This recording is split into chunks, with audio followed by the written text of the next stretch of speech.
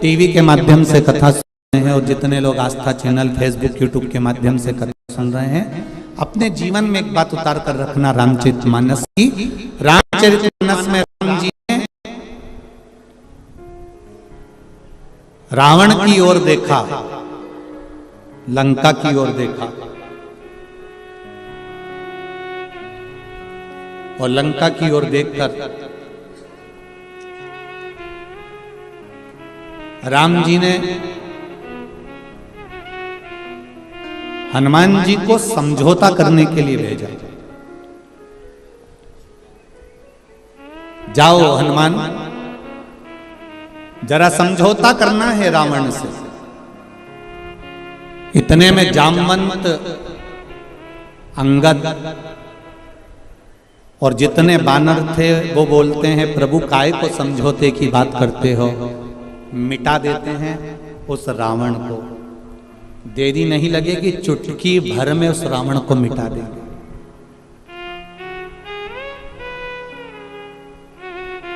चुटकी भर में रावण को मिटा देंगे। राम जी ने कहा, रावण को मिटाना सरल है, पर मंदोदरी के मांग के सिंदूर को मिटाना कठिन है। जरा ध्यान दीजिए, रावण को मिटाना सरल है, पर जो ये मंदोदरी ने मांग में सिंदूर धारण कर कर रखा है, जो मंदोदरी अपनी मांग में सिंदूर धारण कर कर रखी है, जो मंदोदरी अपनी मांग में कुंकुम धारण कर कर रखी है, जो मंदोदरी अपनी मांग में कुमकुम रखी हुई है, इसका सौभाग्य इसके सामने है और इसका जो भजन है, इसका जो आनंद है, इसका जो स्मरण है, वो इतना प्रबल है कि उसको मिटाना कठिन है।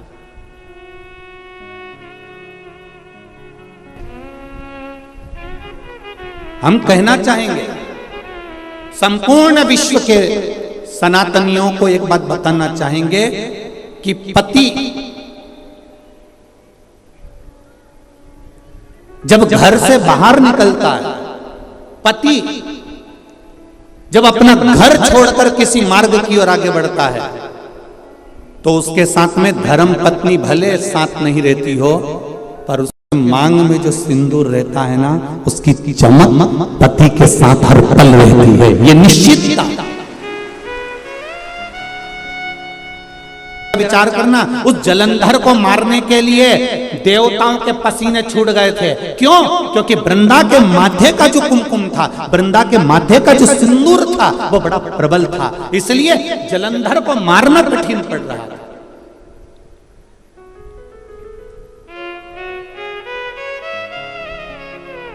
फिर करा क्या गया कि इसके सात्वित्व को डिगाया जाए, और सात्वित्व को डिगाने के लिए भेजा। जब उसका सात्वित्व डिग गया, सात्वित्व टूट गया, तब जलंधर के प्राणों को हरा गया। फिर निवेदन करूंगा, मेरी जितनी माताएं यहाँ बैठी हैं, जितनी मेरी बहन बैठी हैं, जितनी मेरी जीजियाँ बैठी हुई हैं, जितनी मेरी बेटियाँ बैठी हुई हैं, निवेदन करूंगा, मंगल पाणिग्रहण संस्कार होने के बाद में, विवाह हो जाने के बाद में, अपने मस्तक पर मांग में, भले आजकल तो फैशन हो गया, ज्यादा सिंदूर नहीं लगाती हैं माताएं, कुंकुम नहीं लगाती हैं, थोड़ा उनको एक अलग सा फील होता है, तो उनको वो थोड़ा, मेरा निवेदन है कि मेरी जीजियों से, मेरी माताओं से, मेरी बहनों से, मेरी बेटियों से निवेदन है, शादी होने के बाद में मांग में, और एक फिर निवेदन करूंगा, वो पेंसिल जैसी नहीं, पेंसिल जैसी नहीं, सिंदूर तुम्हारे पति ने जिस समय तुम मंडप के अंदर बैठी थी और चांदी के सिक्के से, कलदार से, अंगूठी से, डब्बी में से भर भर कर तेरी मांग में भरा था, ऐसा सिंदूर तुम्हारी मांग में भरा होना चाहिए, ऐसा भरा होना चाहिए।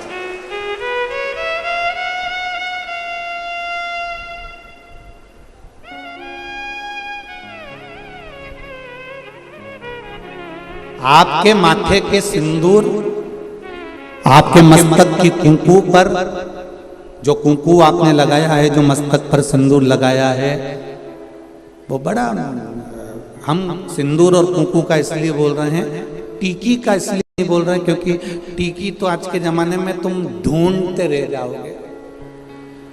एक छोटी सी पंखड़ी को भी काटते काटते, जैसे माथा की जूनी रहे, वो को निकालो, फिर देखो, बस ऐसी इतनी छोटी सी टीकी माताएं लगाती है, इतनी छोटी सी बिंदी लगाती है कि पूरा माथा पे ढूंढते रह जाओगे कि है कि नहीं है, पहचान करना भारी पड़ जाता है। निवेदन है, बिंदी तुम लगा रहे हो, कितनी बड़ी लगा रहे हो हमें उससे मतलब नहीं है, पर मांग में थोड़ा सा सिंदूर, थोड़ी सी कुंकू, थोड़ी सी डोली, जो भी आप लगाते हो वो थोड़ा सा इस मांग में होना चाहिए। अब कई लोग बोल रहे थे कि गुरुजी आप इतना लंबा तिलक लगा के आ जाते हो, कंकु यहाँ तक पोत के आ जाते हो, तो हमने कहा तुम नहीं लगा रहे तो तुम्हारे बत्तल का हम ही लगा ले, उसमें क्या टेंशन ले, उसमें क्या जरूरत।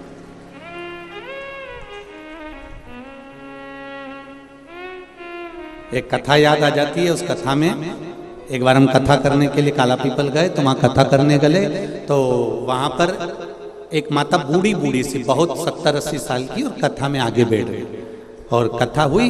वो माता का नियम था, डंडा टेक के आती थी और 2 चोटी करके आती थी, एक में लाल रिबिन, एक में पीला रिबिन, 2 रिबिन पहले माता रिबिन बांधती थी, आप लोगों को ध्यान में होगा, ऐसा लाल, ऐसा गुत्ता गुत्ता गुत्ती गुत्ती यहाँ तक आती थी, और फिर जो स्कूल जाने वाली छोरियाँ होती थी, बेटियाँ, वो यहाँ से लेकर फिर यहाँ चिट्टा मान लेती थी, है? पहले ऐसा चलता था, केला वाली चोटी। अब वो बुजुर्ग जो माता थी वो चोटी करके बैठ जाए। अब वो कथा करते करते करते करते बार बार ध्यान उसकी चोटी पे ही जाए। अब ऐसा होता है, अब कोई विशेष अगर कोई बैठे, कोई आए तो उस पर ध्यान तो जाए कि आखिर। अब वो बार बार ध्यान जाए तो हमारा कथा में मन नहीं लगे। अब मन नहीं लगे तो हमने एक प्रश्न कर लिया, माँ आपसे एक बात पूछना है। कहा बोलो गुरुजी। हमने कहा माँ बस इतना सा पूछना है कि सारी माताएं एक चोटी करके आती है, तू 2 चोटी करके क्यों आती है? उसने कहा महाराज जी ये भी कोई पूछने वाली बात है? ये कोई अच्छी बात है तुमने जो पूछा? अभी नहीं बताऊंगी मैं। हमने सोचा डोकरी बहुत तेज है, बहुत तेज। हम कथा कर कर जिनके यहाँ रुके हुए थे अग्रवाल जी के यहाँ पहुंच गए। सुबेरे सुबेरे 6 बजे डोकरी ने आकर, बूढ़ी अम्मा ने आकर वो सटर बजाई। वो सटर बजाई तो हमने आशीष से कहा जरा दरवाजा खोलो। दरवाजा खोला तो डोकरी डंडा लेके खड़ी थी। कहाँ है महाराज? आशीष तो दरवाजा ही नहीं खोला, वापिस आ गया। गुरुजी वो बुढ़िया आई है डंडा लेके। हमने कहा दरवाजा तो खोल, आने दे। अब बुढ़िया आके बोली, कुर्सी पे बैठ गई, महाराज देखो ये पीली वाली जो चोटी है ना, ये तो मेरी है। अब हमने कह दिया तो ये नीली वाली पड़ोसी की है। इतने में बोली अरे सुन तो सही महाराज, ये पीली वाली मेरी है। अच्छा वो मुस्कुराई भी ऐसी, उसका आधे 2 दांत आगे के नहीं थे, बाकी के सब थे। अब वो बोली कि ये जो पीली वाली है ना ये हमारी है। हमने कहा ठीक। फिर ये गुरुजी पहले मेरे पति की भी चोटी थी, उसने कटा ली, मैंने एक बढ़ा ली। मेरे कपा क्या कहने थे? ये सनातन धर्म है। ये भारत की भूमि की सभ्यता और संस्कृति का आनंद है।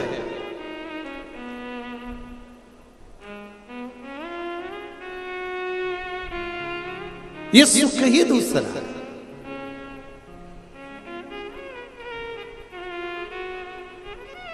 आप लोग जितनी संख्या में यहां बैठे हो, 1 2 3 4 पंडाल में, पंडाल के बाहर, पीछे के पंडाल में, साइड के पंडाल में, ग्राउंड में, जितने पंडाल में आप लोग बैठे हुए हो, इस ग्राउंड को छोड़कर जितने ग्राउंड के अंदर हैं, पंडाल के अंदर हैं, और जितने इधर उधर बैठे हैं, इससे दुगने पंडाल के बाहर रोड से लेकर रेलवे स्टेशन तक है, जितने अंदर हो उतने बाहर।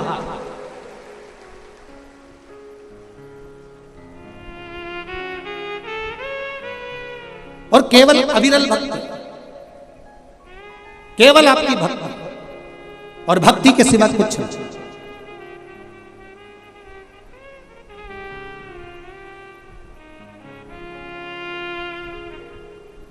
एक भाव आपके भीतर जो समाहित हुआ है, एक भाव, और बहुत जरूरी है। पहले के समय में उम्र का ठिकाना होता था कि 100 साल तक जियोगे। आज के समय में उम्र का ठिकाना नहीं होता कि आप कितने साल जियोगे।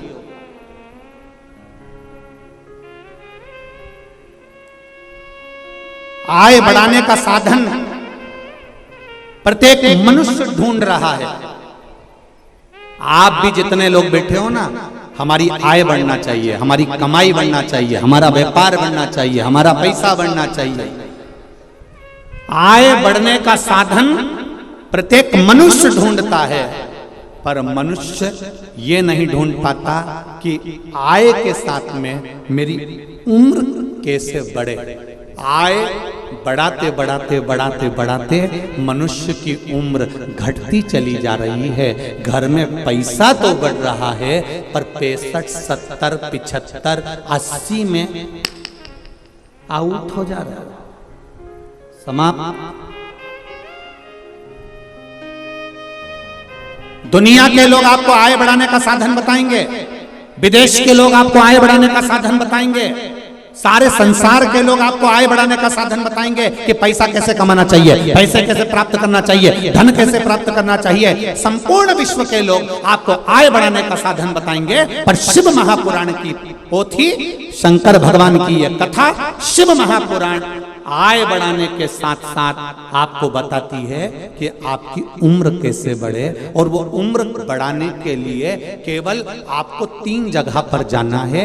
एक अपने माता पिता के चरणों में, दूसरा अपने गुरु के चरणों में, और तीसरा शंकर भगवान के मंदिर। क्यों? जब हम माता पिता के चरणों में जाते हैं तो माता पिता आशीर्वाद देते हैं, आयुष्मान भव, चिरंजीवी भव। गुरु के चरणों में जाते हैं तो गुरु आशीर्वाद देते हैं, आयुष्मान भव, चिरंजीवी भव, स्वस्थ रहो, मस्त रहो, आनंद में रहो। और शंकर जी की शरण में जाते हैं तो उसका नाम महामृत्युंजय है। वो एक लोटा जल जब हम चढ़ाते हैं तो वो भी हमको आशीर्वाद देता है, आप आरोग्य रहो, रोग से मुक्त रहो और निर्मल रहो। सारी दुनिया आपको आय बढ़ाने का साधन बताएगी, सारी दुनिया आपको आय बढ़ाने का साधन निश्चित करेगी, सारी दुनिया आपको पैसे कमाने का साधन बताएगी। पर शिव महापुराण की कथा कहती है 3 जगह पर जरूर जाओ, एक अपने माता पिता के पास, एक अपने गुरु के पास, और एक शंकर जी के मंदिर में एक लोटा जल लेकर। यहाँ 3 जगह जाने से जब माता पिता का आशीर्वाद मिलता है, गुरु का आशीर्वाद मिलता है, शंकर भगवान का आशीर्वाद मिलता है, तो हमारी आय भी बढ़ती है और उम्र भी बढ़ती है, हमारा जीने का तरीका भी बढ़ता है। अब घर में फ्रिज के अंदर मिठाई ढेर सारी रखी है, फल ढेर सारे रखे हुए हैं, और मालूम पड़े तुमने कमाया तो खूब, आय भी खूब बढ़ाई, पर खाई नहीं पाओ तो मतलब क्या। एक सेव फल का टुकड़ा, एप्पल का इतना बड़ा टुकड़ा काट कर, छील कर मुंह में 2 घंटे से रखा है, कथा में आके बैठ गई, तब तक भी चल रहा है, क्योंकि दांत सोफा सेट है ही नहीं। अब वो सोफा सेट ही नहीं है तो मुंडा में वो एक टुकड़ा 2 घंटे तक कभी इधर आ जाता है।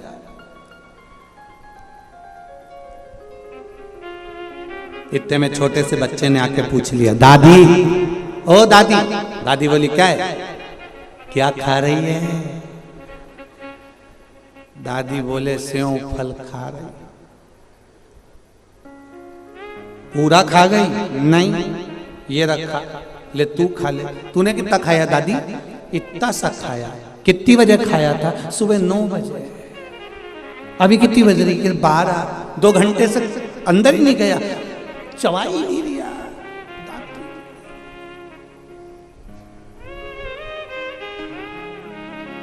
ध्यान।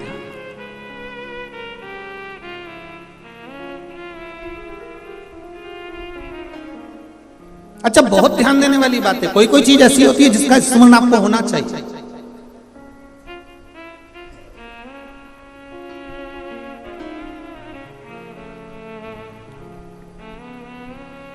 चश्मा पढ़ते समय याद आता है। बोलो री जी जी सही है गलत है? चश्मा अगर पंडाल में भूल गए, घर पर भूल गए, पढ़ते समय चश्मा याद आता है।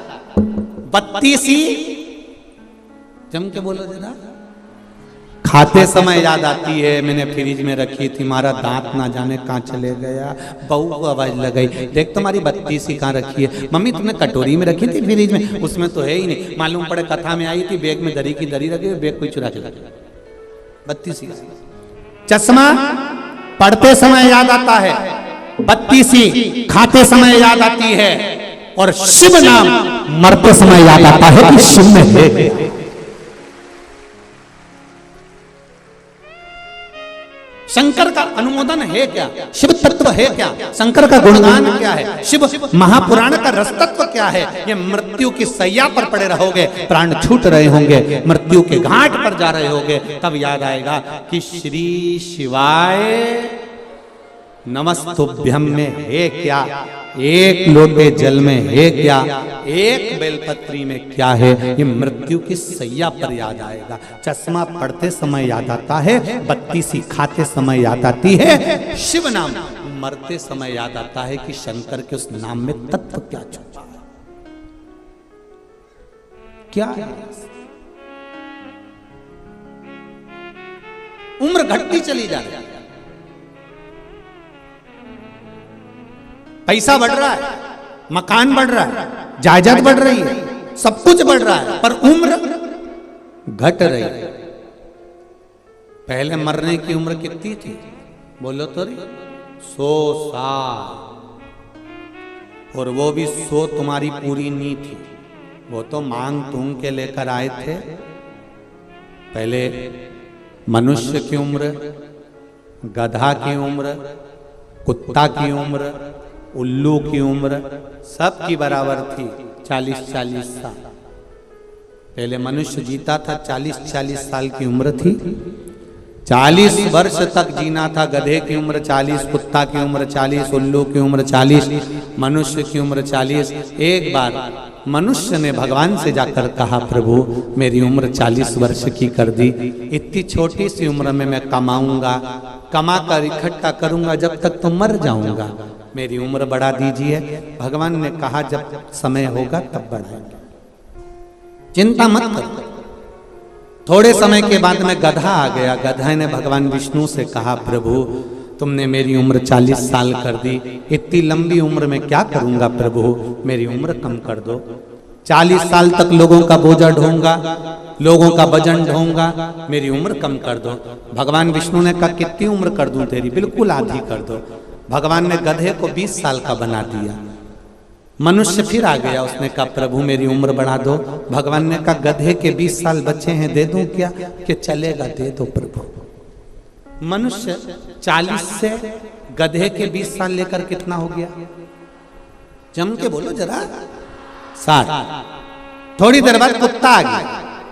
कुत्ते ने आकर भगवान से कहा प्रभु मेरे को 40 साल की उम्र दे दी, 40 साल तक मैं लोगों के दरवाजे पर बैठा रहूं, भोंकता रहूं, दुम हिलाता रहूं, झूठन चाटता रहूं, आप मेरी उम्र कम कर दो।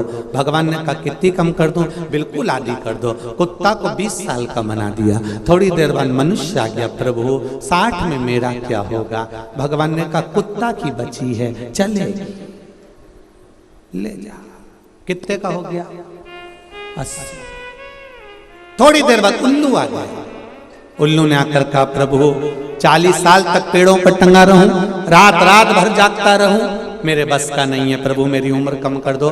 भगवान ने कहा ठीक है उल्लू, कितनी कम करूं? बिल्कुल आधी कर दो, तू आज से 20 साल का रहेगा। मनुष्य का मन नहीं भराया, फिर आ गया, प्रभु 80 में मेरा क्या होगा, कुछ कृपा कर दो। भगवान ने कहा उल्लू की बच्ची है, चलेगी प्रभु चलेगी। भगवान ने कहा ले जा उल्लू की। कितने साल का हो गया?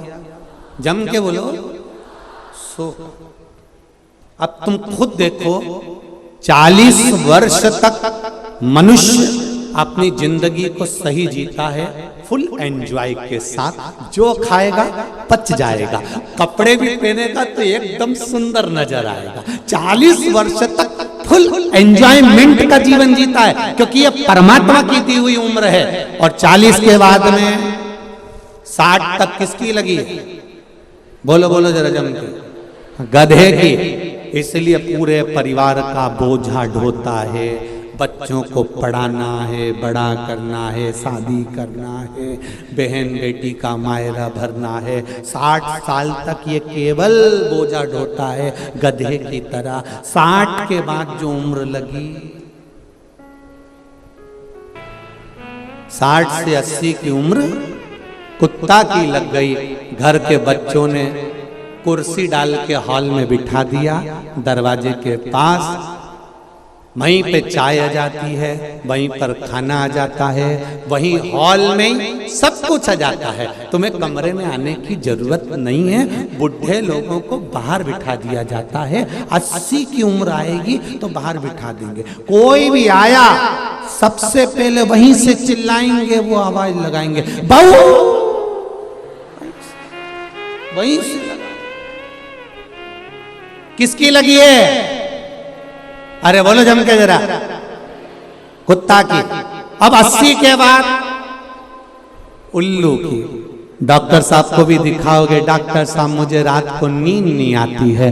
डॉक्टर कितनी भी गोली दे दे और कितनी भी दवाई दे दे, तुम थोड़ा खाओगे, दवाई खाने के भी बाद दवाई कितनी भी खा लो तो भी रात को 2, 2:30, 3 बजे तो तुम्हारी आंख खुले जाएगी और पलंग पे तो उल्लू की तरह निश्चित।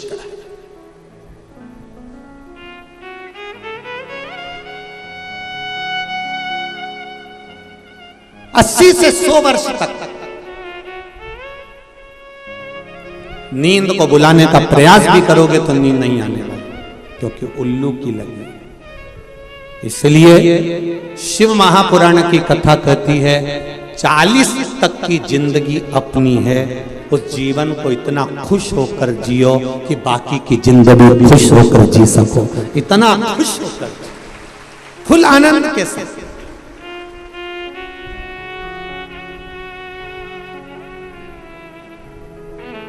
पर लोगों की आदत बुरी हो गई है।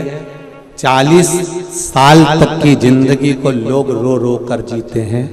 शिव महापुराण की कथा कहती है अपनी जिंदगी को खुश होकर जी। गया जमाना कि 100 साल तक जीते थे। आज के जमाने में कुछ मालूम है क्या? अपने आस पड़ोस में देखो, अपने पड़ोसियों को देखो, अपने रिश्तेदारों को देखो, उम्र का कोई ठिकाना मालूम पड़ता है? कौन कब चले जाए, जवान की जवान प्राण छोड़ देते हैं। जरा सा अटैक आया, जरा सा शुगर हुई, जरा सी बीमारी हुई, समाप्त।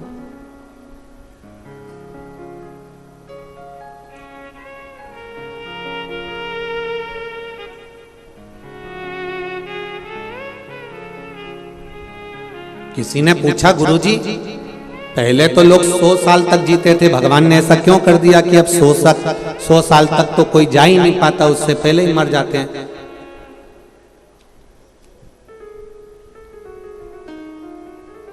तो ऐसा ही है। वो तो सरकार जब 1000 का नोट बंद कर सकती है तो भगवान भी तो 100 साल तक बंद कर सकते हैं। उसमें क्या दिक्कत? परमात्मा ने भी कहा कि भाई ये 100 लफड़ा समाप्त करो, भजन के बल पर उम्र बढ़ेगी। आपका भजन कितना, आपका मंत्र जाप कितना, आपका स्मरण कितना, आपका कीर्तन कितना।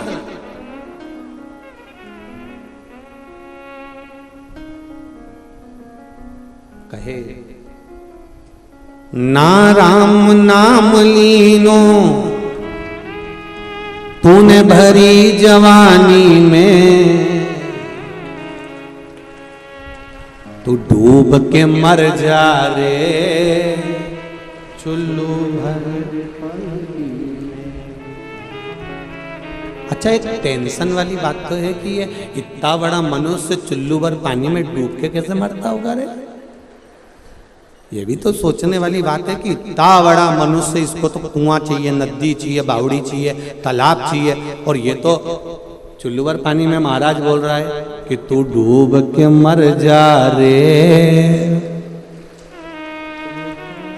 तो शिव महापुराण की कथा कहती है,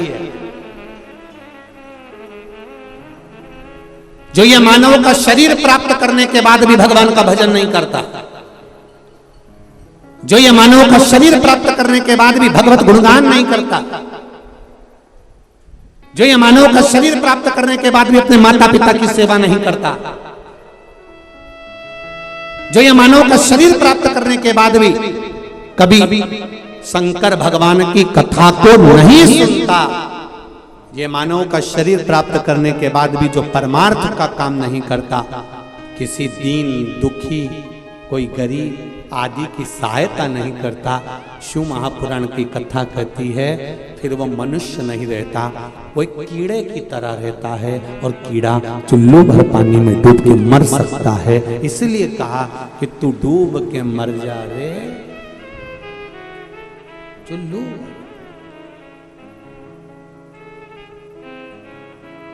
जपते रहो भगवान का,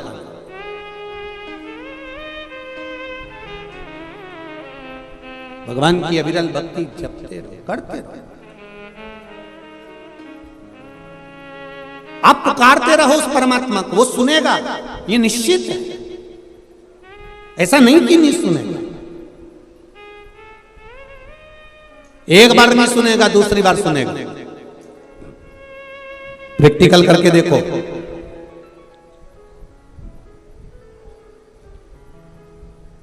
प्रैक्टिकल करके देखना तुम,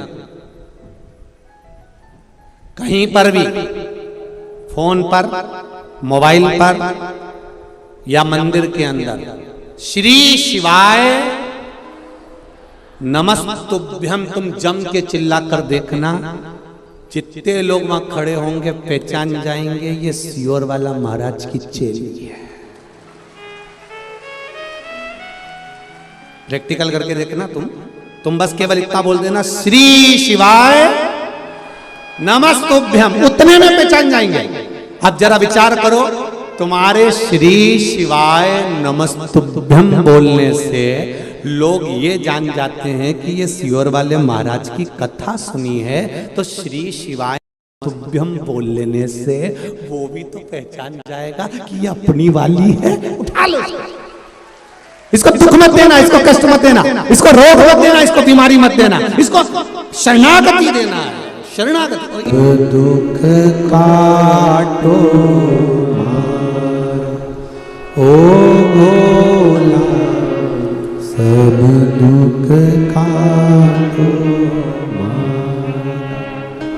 शिव शंकर जपूं तेरी माला, भोले बाबा जपूं तेरी माला, भोला सब दुख काटो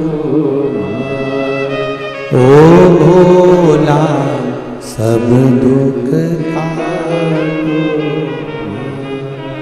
शिव कथा कर रहे, भगवान शंकर का गुणगान कर रहा है। माता पार्वती जी के साथ में शिव जी का मंगल विवाह हुआ, शिव दूल्हा बने, पार्वती दुल्हन बनी।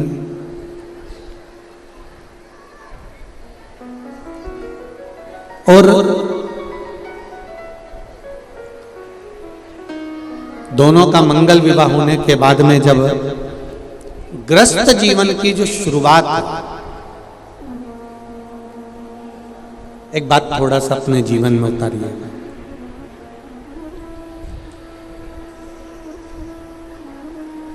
अच्छा लगे तो अपने जीवन में उतार कर जरूर रखना कि जिस बेटी का विवाह जब हो जाए और बेटी ससुराल चली जाए, तो मेरी माताओं से, मेरी दीदियों से, मेरी बहनों से निवेदन करूंगा कि जब बेटी का विवाह हो जाए और बेटी ससुराल चली जाए तो निवेदन है बेटी को ये सीख देकर भेजना कि बेटी तुम ससुराल जा रही हो, मना नहीं है, पर ससुराल की छोटी छोटी बात अपने मायके में कभी मत बताना, उस जगह पर रहकर उसको समाप्त।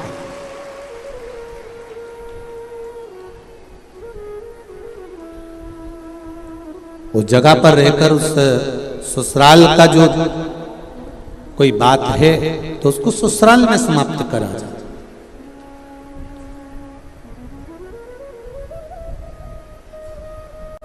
बड़ों की, जितने घर में जो बुजुर्ग होते हैं ना, घर के जो बड़े होते हैं, बड़ों की बात आज के जमाने में कोई नहीं मानता, पर बड़ों की बात का बुरा सब मानते। बात नहीं मानेंगे पर बात का बुरा अवश्य मानेंगे। एक समझने वाली बात है कि बड़ों की बात का, आप कहते हो, कई लोग कहते हैं हमारी बात हमारा छोरा नहीं सुनता, हमारी बात हमारा बेटा नहीं सुनता, हमारी बहू नहीं सुनती। बड़ों की बात आज के जमाने में कोई नहीं मानता, पर बड़ों की बात का बुरा प्रत्येक व्यक्ति मानता। और शिव महापुराण थोड़ा उल्टा कह रहे हैं। शिव महापुराण की कथा कहती है कि बड़ों की बात का कभी बुरा मत मानो और उन्होंने जो बताया है उस पथ पर चलने का प्रयास करो, कभी भी में नहीं।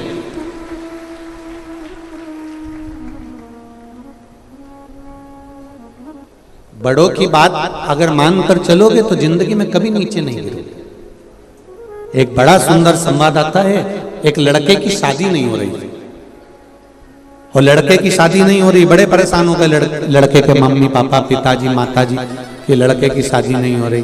एक जगह पर लड़के की शादी पक्की और लड़के की शादी पक्की हुई, पर लड़की वालों ने एक बात लड़के वालों से कह दी कि शादी हम एक शर्त पे करेंगे कि बारात में कोई बुढ़ा नहीं आए। अब देखिए जरा शिव पुराण की कथा का स्मरण करिएगा। हम शादी करने को मना नहीं कर रहे हैं, हम शादी जरूर करेंगे, पर एक शर्त है कि शादी में कोई बुढ़ा नहीं आएगा।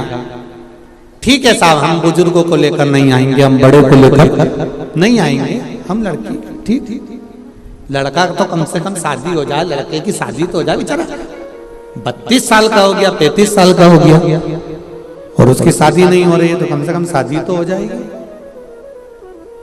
हाँ भर दी। बारात की तैयारी हुई। घर में जो फूफा जी थे बुजुर्ग, उन्होंने कह दिया चाहे कुछ भी हो जाए, मैं बस के नीचे मर जाऊंगा पर बारात में तो जाऊं।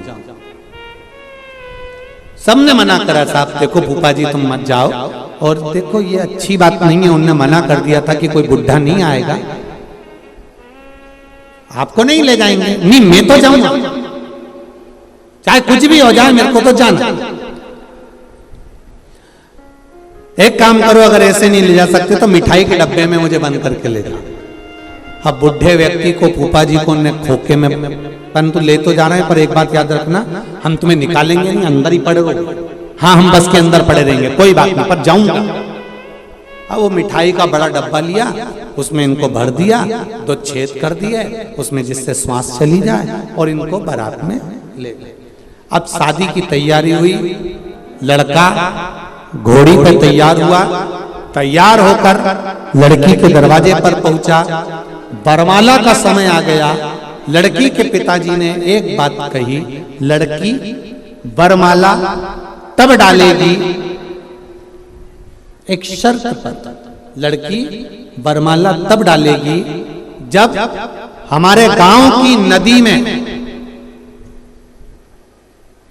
जैसे पानी बह रहा है उसकी जगह दूध बहा दोगे तब। अब तो सारे बारातियों ने सोचा अब कोई शादी हो रही है, पालतू का बात कर रहा है, नदी में कोई दूध बहेगा, बहुत कठिन काम। सब के सब लड़के को लेके वापिस बस में बैठने लगे। पीछे फूफा जी ने आवाज लगाई खोखे में से कड़कड़ करा, तो किसी ने सुना क्या बात है।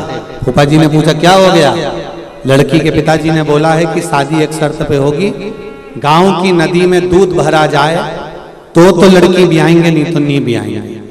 तो इतने में अंदर फूफा जी ने बोला तो फिर क्या कर रहे हो, तो के सब बस में बैठ गए, वापिस चल रहे। फूफा जी बोले काय को चल रहे हो, लड़की के पिताजी से कह दो तुम पूरी नदी का पानी रोक दो, हम दूध भर देंगे, जाओ जरा बोलो। इतने में सारे बस के बैठे हुए सब नीचे उतर गए और उन्होंने लड़की के पिताजी से कहा कि साहब आप नदी का पानी रोक दीजिए, हम नदी में दूध भर देंगे। इतने में लड़की के पिताजी बोले बारात में जरूर कोई बुढ़ा आया है, निश्चित बारात में जरूर कोई डोकरा आया, बूढ़ा व्यक्ति आया, ये निश्चित था। शिव पुराण कह रही है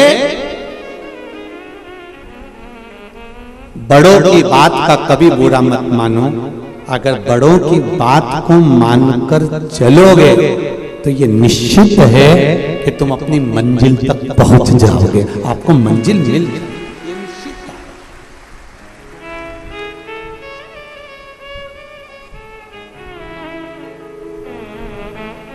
अब मानो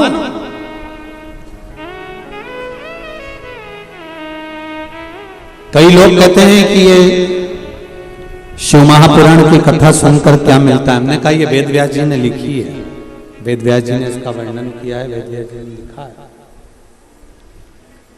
और यदि वेद व्यास जी ने इसका वर्णन किया है, लिखा है, तो ये निश्चितता है कि इससे कुछ ना कुछ तो मिल सकता है। ऐसा नहीं है कि शिव महापुराण से नहीं मिलेगा। शंकर भगवान माता पार्वती जी के साथ में विराजमान हुए हैं कैलाश धाम पर, और जो परिवार का एक क्रम जो प्रारंभ हुआ है, परिवार का एक जो तत्व प्रारंभ हुआ, पार्वती जी का नियम था, शिव जी भगवान की भक्ति में डूबे रहते थे और पार्वती मैया भगवान शंकर की सेवा में निरंतर लगी रहती थी, निरंतर। मेरा संपूर्ण माताओं से निवेदन, भाइयों से निवेदन है, जितने घर के बुजुर्ग हैं, बड़े हैं, उनसे भी निवेदन है, प्रयास करो, थोड़ा डीले कम करो, अंदर वाले आप प्रयास करिए अपने जीवन का।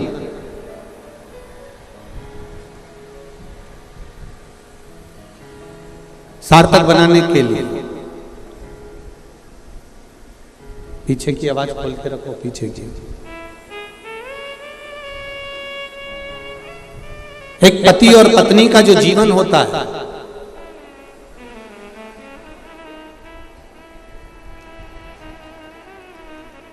पति और पत्नी का जो जीवन है, पति और पत्नी का जो जीवन का क्रम है, वो एक हमें सीख देता है। क्या सीख देता है? वो हमको बताता है कि जब विपदा की थोड़ी सी भी घड़ी आए,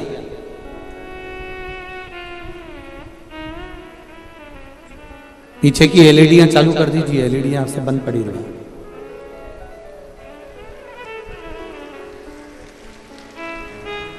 विपदा की जब घड़ी आए, उस विपदा की घड़ी में शिव महापुराण की कथा कहती है पति और पत्नी को कदम से कदम मिलाकर अग्रणी चलना चाहिए।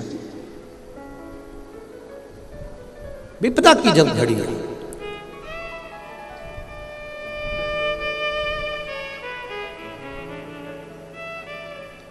शरीर में जब पीड़ा होती है ना, शरीर में जब कष्ट आता है, तो हम होम्योपैथी, एलोपैथी, डॉक्टर के पास जाते हैं।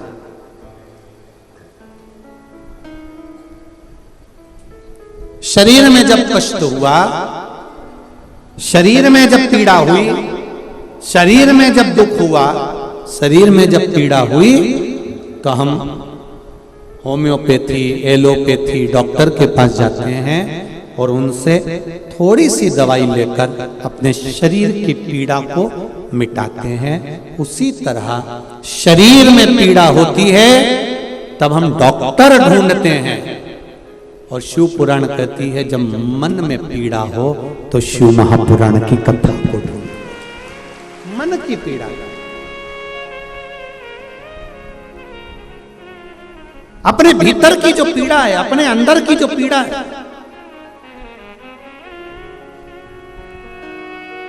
उस पीड़ा को किसी से मत करो। अगर आप किसी के सामने जाकर रोगे भी ना तो दुनिया के लोग कहते हैं पहले तो खूब फूली फूली फिरती थी, अब जगत में रोती फिर रही है। आप अगर रोना भी चाहते हो और अपने दिल की बात किसी से कहना भी चाहते हो तो किसी से मत कहो। कहना है तो आपके नजदीक में जो शंकर जी का मंदिर है वहां पर जाकर 2 क्षण बैठकर एक बेलपत्री में लेकर और शिव जी से अपने दिल की बात कह दो। वो दुख भी मिटाएगा, पीड़ा भी मिटाएगा और गले भी लगाएगा। वो शिव शंकर।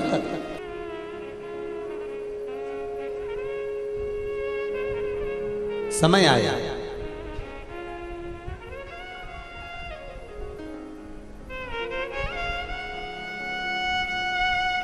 भगवान शंकर के तेज कुंज से,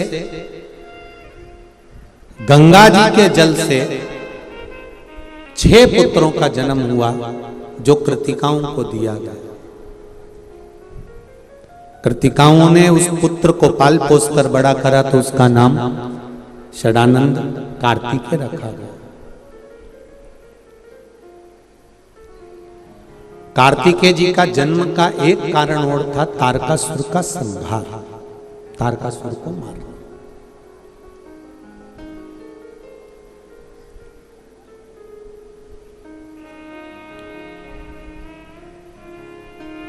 जब तारकासुर का उपद्रव बढ़ गया, चारों तरफ हाहाकार मचने लगा। तारकासुर ने मांगा भी तो क्या मांगा कि मरूं तो शिव जी के पुत्र के द्वारा मरूं, क्योंकि तारकासुर कोई साधारण नहीं था। तारकासुर कोई साधारण नहीं है। तारकासुर शंकर भगवान से बहुत स्नेह करता है, बहुत प्रेम करता है, बहुत वात्सल्य रखता है।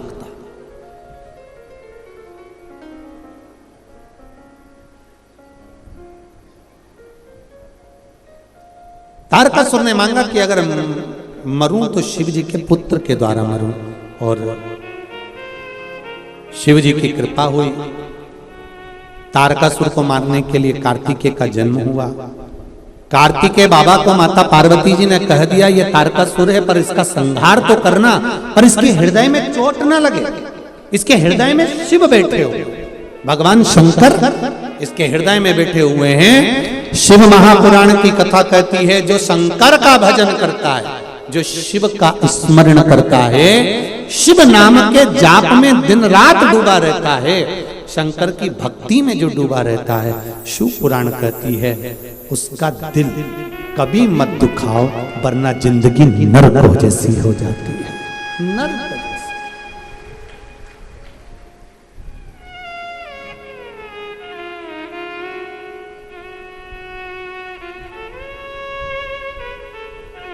आप उसका दिल कभी ना दुखा।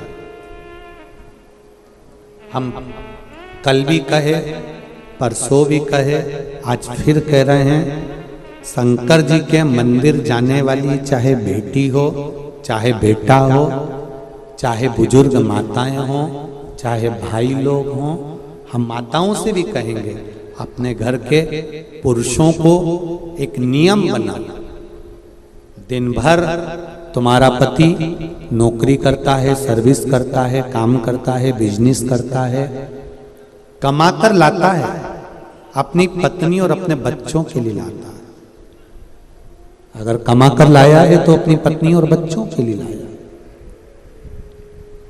एक निवेदन, बिजनेस करना है उसको, नौकरी करना है उसको, सर्विस करना है उसको, तो जो भी वो कर रहा है उसको परिवार को चलाने के लिए थोड़ा ना थोड़ा झूठ तो बोलना पड़ेगा, थोड़ी बेईमानी करना पड़ेगा, थोड़ा छल करना पड़ेगा, थोड़ा कपट करेगा।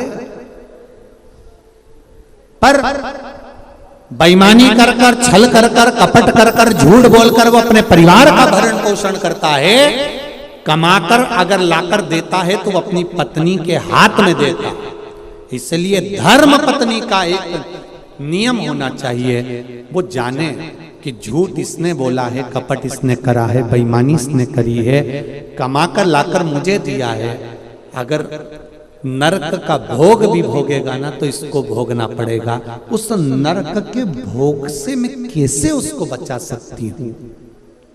तो धर्म पत्नी से निवेदन है, अपने घर के पति से, अपने बच्चों से एक निवेदन करना प्रारंभ करो कि सुबह एक लोटा जल ले जाकर शिव जी को चढ़ाना चालू करो, क्योंकि तुम्हारे कर्म का भोग तुम्हें भोगना पड़ेगा।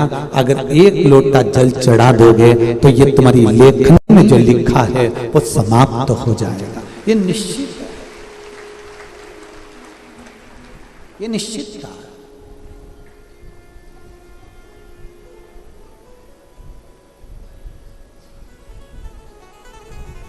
आप उसको समझाओ। माना आज का जमाना, लोग कहते हैं कि आप जल चढ़ाने से होता क्या है। आज का जमाना जरा विचित्र है, लोग बात प्रश्न बहुत करते हैं, बहुत प्रश्न।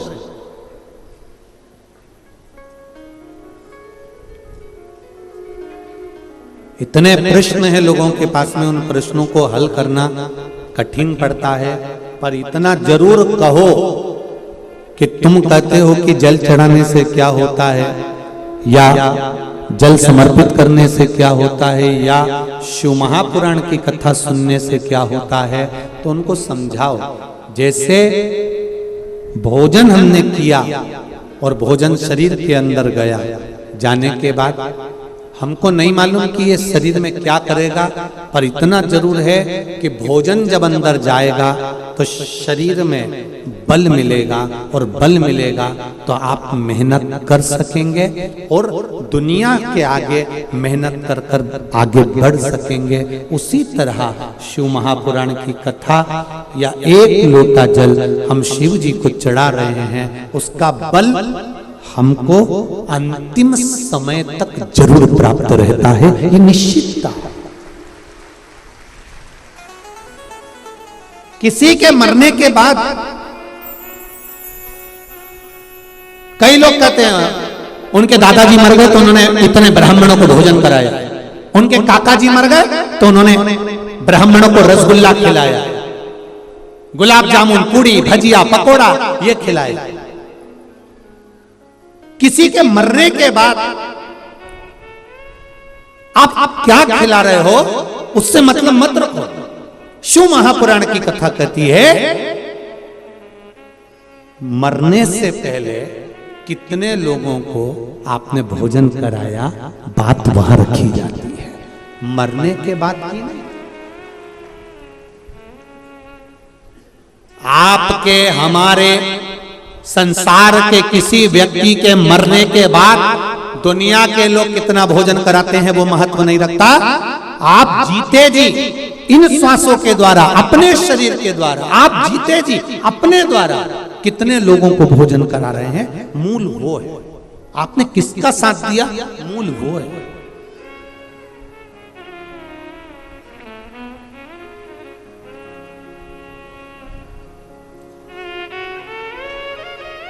मूलता वाह।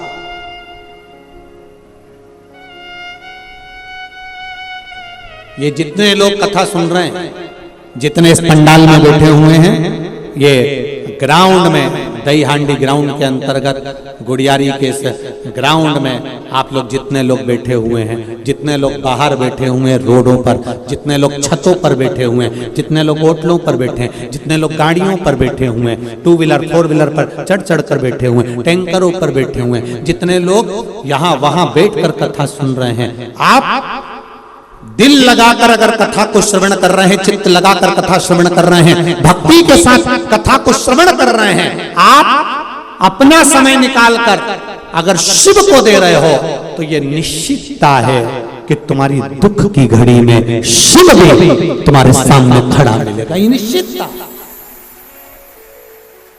आपने दिया। कल कथा में था श्री लक्ष्मण भट्ट जी की धर्मपत्नी इल्मा गारू ने भगवान शंकर को बार बार याद किया, शिव का बार बार गुणगान करा, शंकर भगवान का बार बार गुणगान करा, तो चंपावन में चंपेश्वर महादेव को भी प्रकट होना पड़ा। केवल भक्ति के बल पर आप जब भगवान को याद करते हो तो भगवान आपको याद करता है। चंपावन में चंपेश्वर महादेव केवल इल्मा गारू जो बार बार शिव जी का गुणगान कर रही है, बार बार शंकर भगवान का स्मरण कर रही है, बार बार भगवान शंकर की भक्ति को धारण कर रही है, वो इल्मा गारू ने शंकर भगवान को प्रकट कर लिया, शिव को प्रकट कर दिया।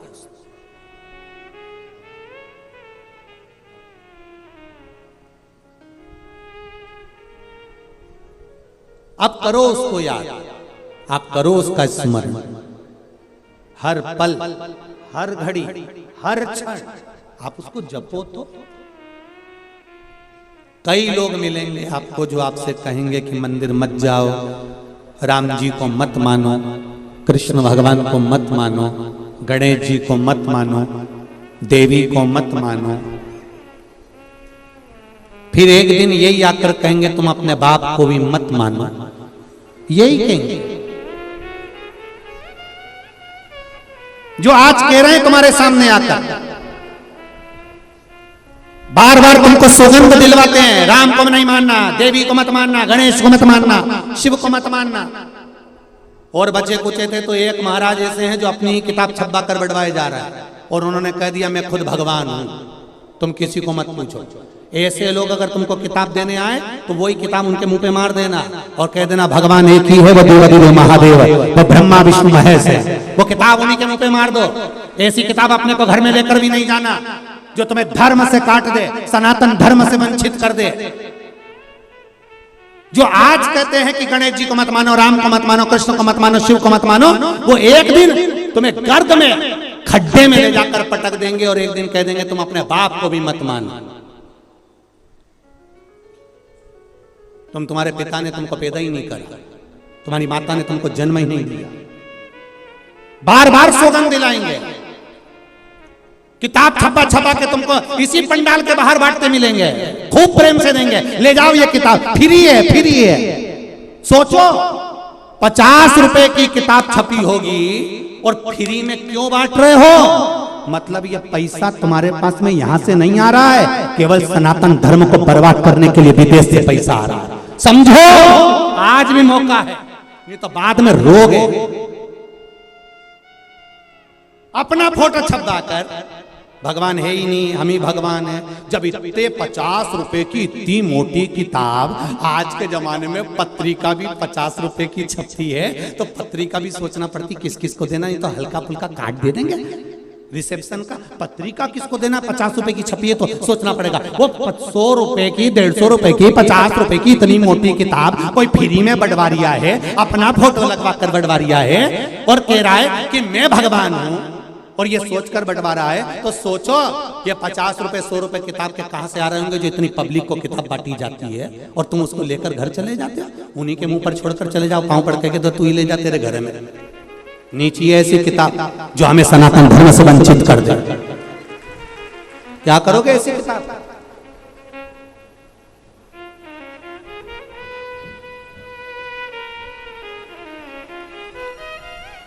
विचार करिए, आप स्मरण करिए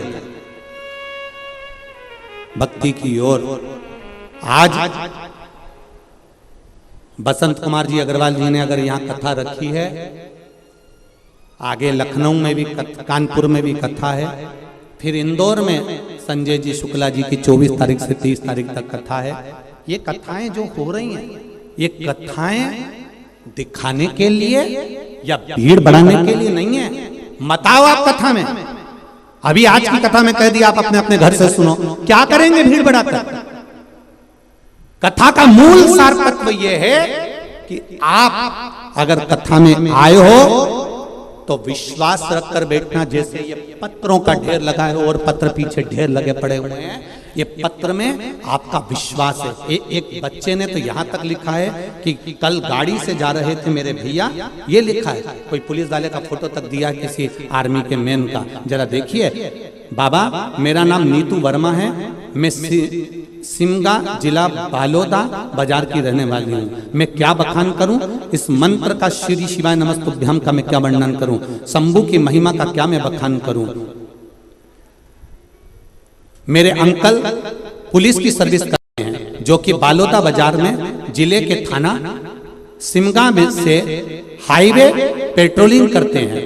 वे दोनों कल रात को अपनी ड्यूटी कर आ रहे थे और पेट्रोलिंग पर पॉइंट की ड्यूटी करके ही वापस आ रहे थे कि कुछ पल ही के लिए वॉशरूम करने के लिए उतरे थे। और जैसे ही रुके, इतने में बस गाड़ी से बाहर निकले और निकलते से पीछे से गाड़ी ने आकर टक्कर मार दी। एक बड़ी सी गाड़ी ने जोरदार टक्कर मारी और गाड़ी की टक्कर पड़ते ही बेहोश हो गए, नीचे गिर गए। गाड़ी के फोटो में पीछे लगा रही हूँ, जिसने देखा उस गाड़ी के फोटो देखिए कि इसमें कोई बच्चा होगा, इसमें कोई बच सकता है? एक एक गाड़ी के जरा फोटो देखिए, जितने लोग टीवी पर देख रहे हैं, एलईडी पर देख रहे हैं, इस गाड़ी में से कौन बचेगा? मैंने गाड़ी के फोटो लगाए हैं, मेरे अंकल के फोटो लगाए हैं जो हॉस्पिटल में पड़े हैं। गुरुदेव, गाड़ी के अंदर मोबाइल पर श्री शिवाय नमस्तुभ्यम की धुन चल रही थी और वो धुन के चलते हुए मेरे अंकल और मेरे पिता दोनों ठीक हैं और हॉस्पिटल में भर्ती हैं, पर उनके शरीर में एक चोट नहीं आई है। ये शिव है। मेरे अंकल और मेरे पिता कहते हैं कि हम लोग विश्वास नहीं करते थे, पर इस मंत्र में क्या है ये तो मंत्र का जाप ही बता सकता है। क्या है? आपका अगर विश्वास है, आपकी दृढ़ता है, आपका भरोसा है, तो शिव महापुराण में आओ। नहीं तो जरूरत नहीं तुम्हारे को आने की। तुम टीवी पर कथा सुनो, अच्छा लगे तो टीवी चालू रखो, और नहीं लगे, आपको लगे कि सियोर वाला महाराज दिन भर बैठ के बकवास करता है, मोबाइल रिमोट आपके हाथ में है, तुरंत चैनल चेंज करो। कोई दूसरा महाराज आ रिया होगा, उसको अच्छे से सुनो। अगर हम फालतू बात करें तो रिमोट तो तुम्हारे ही पास में है ना, मोबाइल तो तुम्हारा ही है ना, स्विच ऑफ। सियोर वाला महाराज 2 मिनट में साफ, तुम्हारा कहीं कर। क्यों सुनते? विश्वास हो तो शिव है, भरोसा है तो शंकर है, और अगर विश्वास नहीं तो देवादिदेव महादेव भी तुम्हारे लिए सम्मुख में नहीं खड़े हो सकते। फिर तुम्हारी गति तुम जाओ, शिव को जाओ।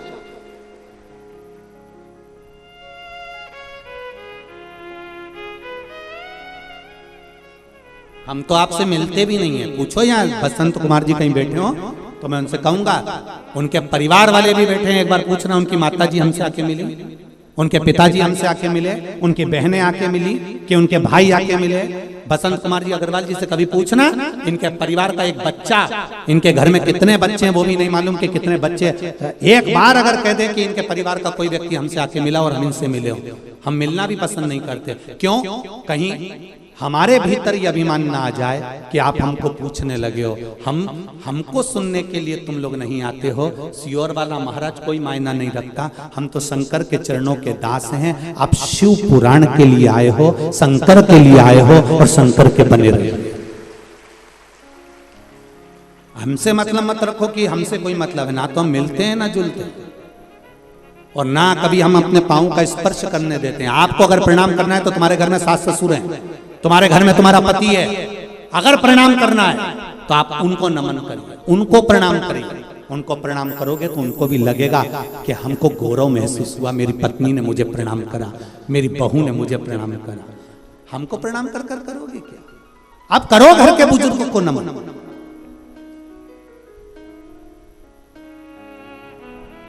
दिल से कथा सुन रहे हो। छत्तीसगढ़ की इस पावन धरा में इतने लोगों को एक साथ बिठाया होगा। आज मीडिया वाले कह रहे थे कि पूरे छत्तीसगढ़ का इतिहास रच गया। रायपुर में इतनी भीड़, इतनी पब्लिक और इतने श्रोता, और श्रोता भी ऐसे कि चुप रहकर मेन रोड पर, गटर पर, नाली पर, ओटले पर, छतों पर बैठकर कथा सुन रहे हैं। ऐसे श्रोता कभी जिंदगी में नहीं देखे छत्तीसगढ़ के इतिहास।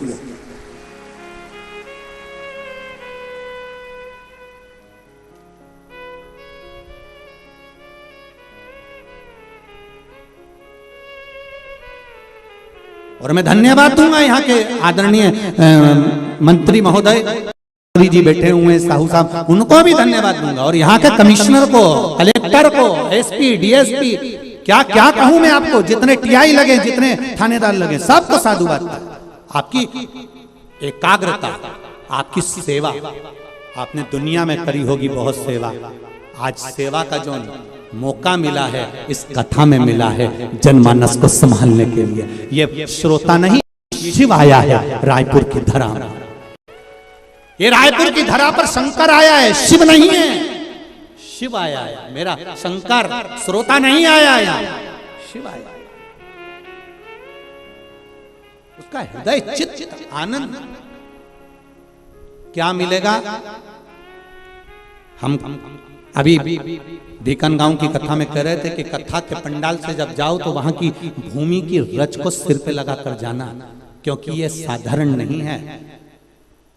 वीआईपी व्यक्ति आता है तो दोपहर में 1 बजे कथा में आता है। यहाँ सुबह 4 बजे से जगह संभाल कर एक जैसी बैठी रहती है, कहीं मत निकलती है।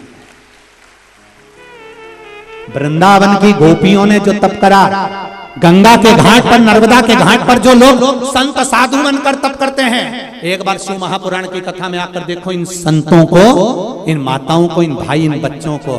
बच्चों का सामान भी बैग में लेकर चलती है, बच्चा भी शांति से बैठता है। एक बच्चे के रोने की कहीं आवाज आ जाए तो बता देना कितना प्रेम होगा, जरा विचार करिएगा, कितना विश्वास। पानी की बोतल में पानी भी लेकर बैठती है ना, तो थोड़ा थोड़ा पीती है कि कहीं पाटल भरने ना चले जाना पड़े। ये मेरी माँ है, ये मेरी बहन है।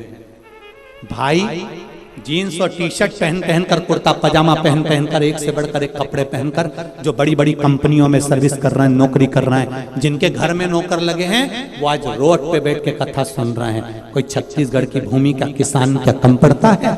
उसके घर में कोई कमी नहीं। दिल देखिए, सुबह 4 बजे से एक जैसा, एक आसन से तुम अपने घर में थोड़ा लेट भी जाते हो, वो एक जैसी जगह संभाल के इतनी सी इतनी जगह में बैठी है और 1 बजे का इंतजार करती है।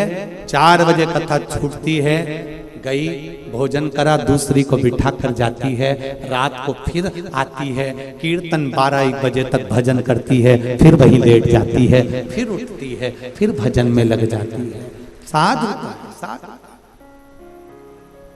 लोग हमसे कहते हैं क्या तुम तीर्थ घूमने नहीं जाते? इनके चरणों में सारे तीर्थ हैं, तो कहां जाऊं दर्शन करने? मेरा शिव तो खुद आया है।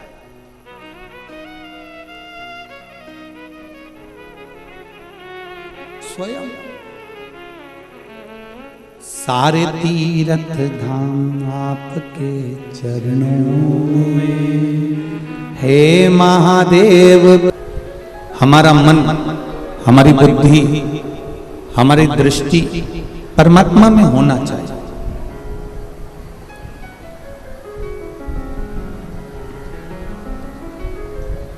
और जब तक ये चित्त, जब तक ये मन, जब तक ये बुद्धि, जब तक ये मन परमात्मा में नहीं जाएगा, तब तक जीवन का कोई तत्व हमें प्राप्त नहीं हो पाएगा।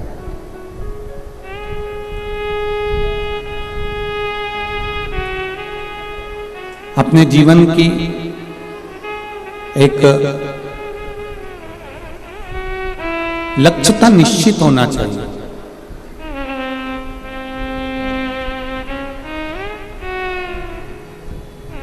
आज के जमाने में संपूर्ण पृथ्वी पर बहुत भेदभाव का जीवन लोग जीने का प्रयास कर रहे हैं और एक दूसरे को नीचा दिखाने का प्रयास कर रहा है। पर शिव महापुराण की कथा कहती है कि ब्राह्मण हो, क्षत्रिय हो, वैश्य हो, शूद्र हो, चाहे आप ब्राह्मण हो, चाहे आप वैश्य हो, चाहे आप क्षत्रिय हो, चाहे आप शूद्र हो, जिस भी वर्ण के हो, शिव महापुराण कहती है कि जब भगवान ने जन्म दिया तब उस समय पर यह नहीं बताया कि तू ब्राह्मण के घर में होगा, कि तू वैश्य के घर में होगा, कि तू क्षत्रिय के घर में होगा, कि तू शूद्र के घर में होगा। परमात्मा ने जब मृत्यु लोक में भेजा तब केवल एक मनुष्य को जन्म दिया और मानव को जन्म देकर कहा कि तू जैसा कर्म करते जाएगा उसके अनुसार तू उस गणना में गिनता चले जाएगा, तेरे कर्म के अनुसार तू गिनता।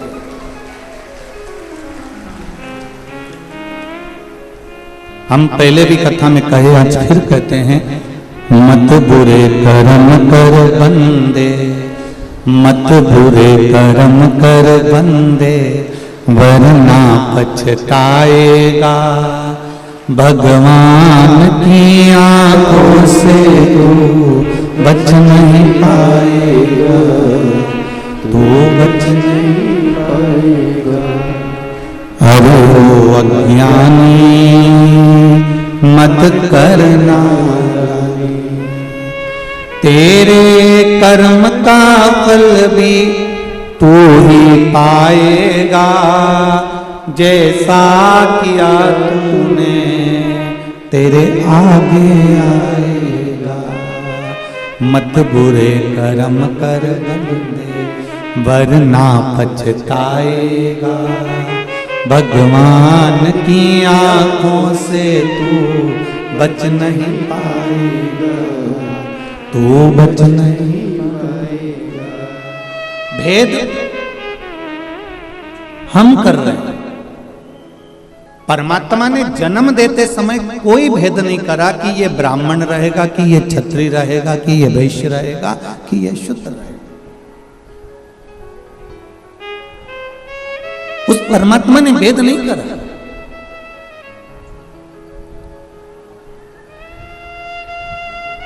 एक बात अपने जीवन में उतार कर रखिएगा जरा बहुत अच्छे से।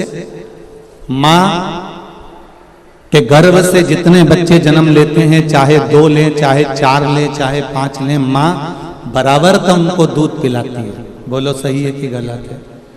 माता बराबर की उनकी परवरिश करती है, माता बराबर का उनको शिक्षा प्रदान करती है, माता बराबर का दूध पिलाती है, बराबर की परवरिश देती है, बराबर का ज्ञान देती है।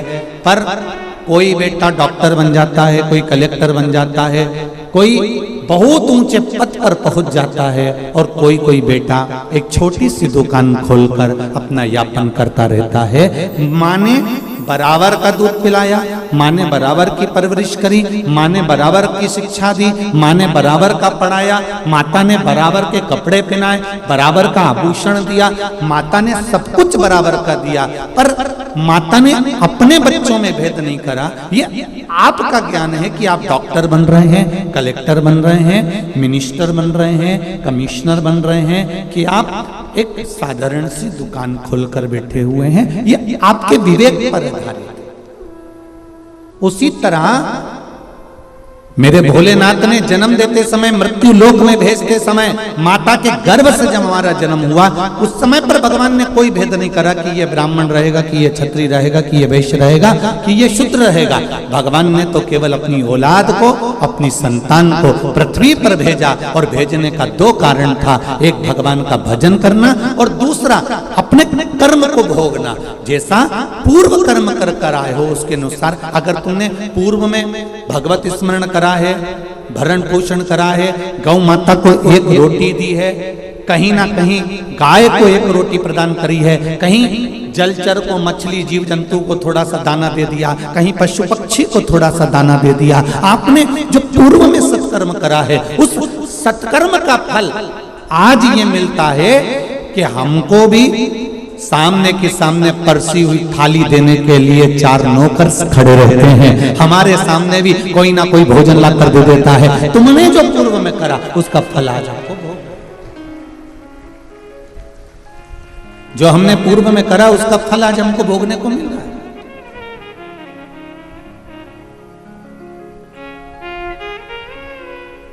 यहां इतनी सारी माताएं बैठी है, सबके मंगलसूत्र की डिजाइन अलग अलग होगी। बोलो री जीजियो, सही है कि गलत है? सबके हाथ के चूड़े की डिजाइन अलग अलग होगी। बोलते जाओ जरा जल्दी से, सही है कि गलत है? ठीक है।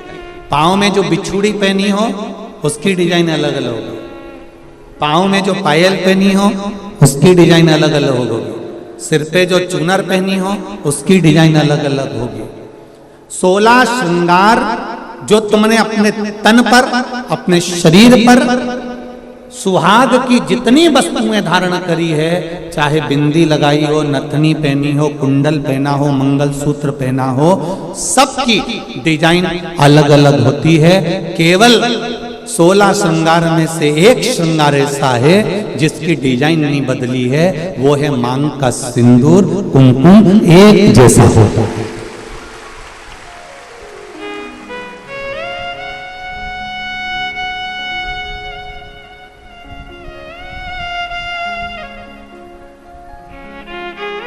बोलो सही है कि गलत है?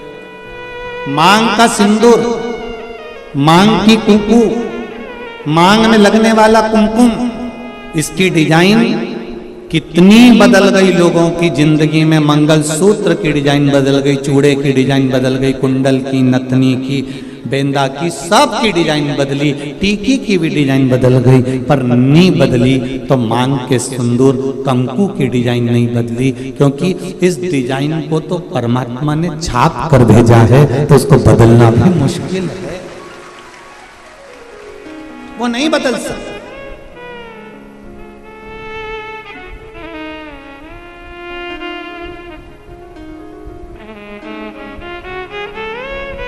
मंगलसूत्र के दाने एक बार निकल जाएंगे ना, चलेगा। नाक की नथनी एक बार निकल जाएगी ना, चलेगी। बिछुड़ी जल्दीबाजी में कहीं निकल जाएगी ना, चलेगी। बिंदी कहीं निकल जाएगी ना, चलेगी। हाथ का चुड़ला कहीं निकल कर रखा गया ना, चलेगा। पर मांग का सिंदूर कभी भी मांग से नहीं निकलना चाहिए। ये शिव महापुराण की कथा। अब 16 श्रृंगार में से एक श्रृंगार ऐसा है मांग का सिंदूर जिसमें कोई भेद नहीं है। करोड़पति माता भी अपने सिर में लगाती है और एक सब्जी बेचने वाली भी अपने सिर में लगाती है। वो सिंदूर ने समानता बनाकर रखी। एक ब्राह्मण की घर की माता भी सिर पर लगा रही है, तो एक वैश्य के घर की माता भी सिर पर लगा रही है। एक क्षत्रिय के घर की माता भी सिर पर लगा रही है, तो एक शूद्र के घर की माता भी अपने सिर पर लगा रही है। सारा श्रृंगार पैसे के बल पर ऊंचा नीचा हो सकता है, मंगलसूत्र पैसे के बल पर ऊंचा नीचा हो सकता है, हाथ के चूड़े पैसे के बल पर ऊंचे नीचे हो सकते हैं, पांव की पायल पैसे के बल पर ऊंचा नीचा हो सकता है। केवल मांग का सिंदूर, कुमकुम, ये पैसे के बल पर ऊंचा नीचा नहीं होता। ये गरीब और अमीर सबकी समता बता देता है कि यहाँ सब बराबर हैं। मांग के सिंदूर के आगे, कुमकुम के आगे सब बराबर।